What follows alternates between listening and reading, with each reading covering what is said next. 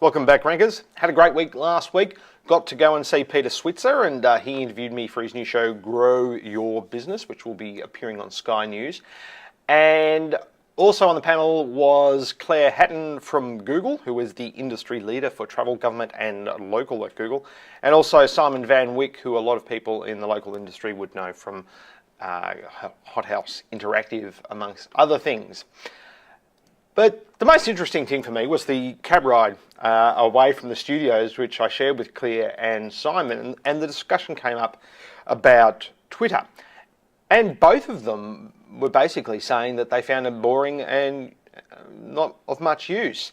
Now, this came hot on the heels of a few other friends on Facebook asking me asking everybody what they thought of Twitter.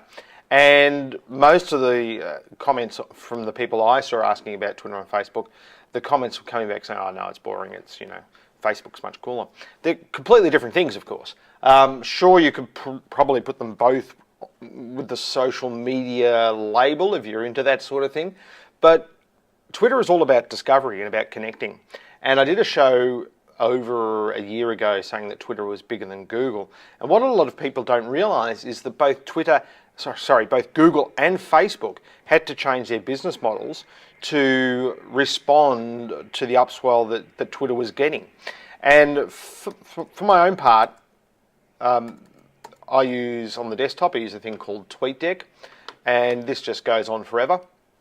And a lot of people say Twitter is just a big distraction, and you can see there I can probably get very easily distracted with all the things I've got going. But I like to discover things. I'm very big on broadening my own personal business network, as well as hobbies that I'm into or interests that I might have. And Twitter is a magnificent way to do that. You can't do the sort of discovery on Facebook that Twitter allows you to do. And to give you an example, let's just say you happen to be interested in the internet censorship debate, which I am. I have a search going here in TweetDeck for the hashtag Open Internet. So anytime anyone tweets out with that hashtag, I get to see that tweet. Now I can then choose to connect with those people, follow those people. Some of these people I've made friends. In fact, Dave the Happy Singer right here said this morning we met online. He was talking about his girlfriend, and he said we met online through No Clean Feed activism. So we met online. They met online through this hashtag in Twitter, and it so happened that he and his girlfriend met the first time in March, in the March and March event in Canberra, which is the first time I met Dave the Happy Singer as well.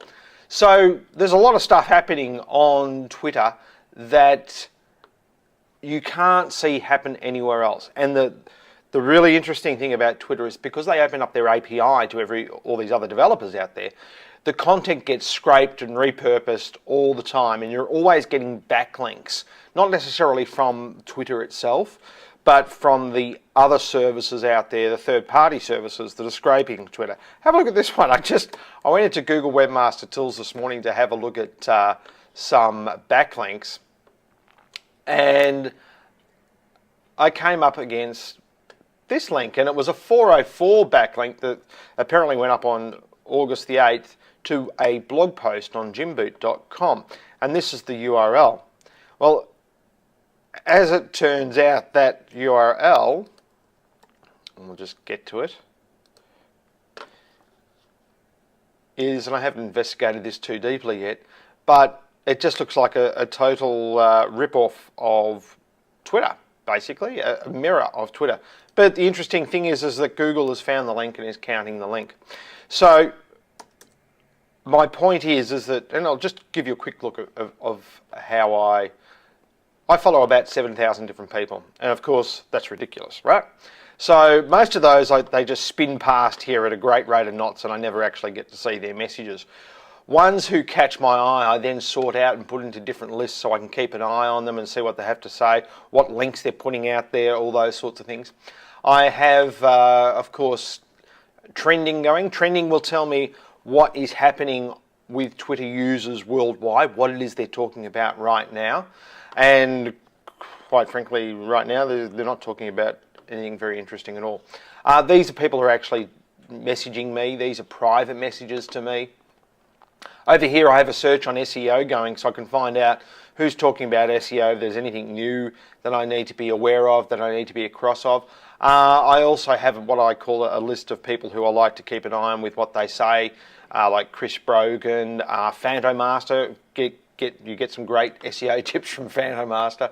And then I have a Facebook feed going to show me what's happening on Facebook.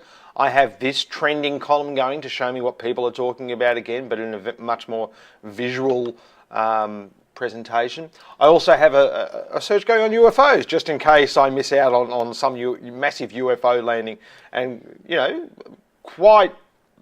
most of this column is nonsense, but every now and again you get to hear about an airport being shut down, like it's happened in China a couple of times, and the Brisbane UFOs and those sorts of things. And you get to hear it before anyone else.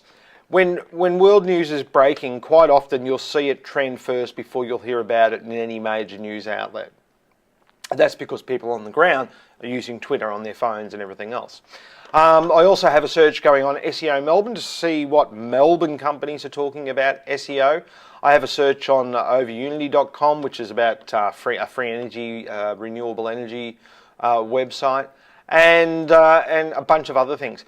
But National Press Club, anything that, and during the election, of course, there were lots and lots of things happening on Twitter.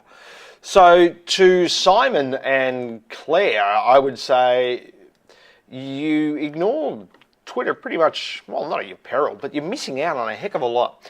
And the combination of Twitter for getting backlinks, and I don't mean just go out there and keep spamming people, I mean contribute, add value, and your links will get picked up in things like people doing their daily news services through services like paper.li or Paperly or whatever you want to call it. And if you're unfamiliar with those, just go to paper.li and you'll find out what I'm talking about. But all those sorts of things are getting retweeted, and a lot of that content gets announced first on Twitter before you'll see it anywhere else. And that's why it's so important. It's about the discovery, it's about opening up your networks, it's about opening up your experience. And if you haven't heard me say it before, if you are interested in social networking and social networks, I highly recommend the film How Kevin Bacon Cured Cancer, because it talks about the science of networks. It's a documentary and it's excellent. And that's it for this week. We'll see you next week. Thanks very much. Bye.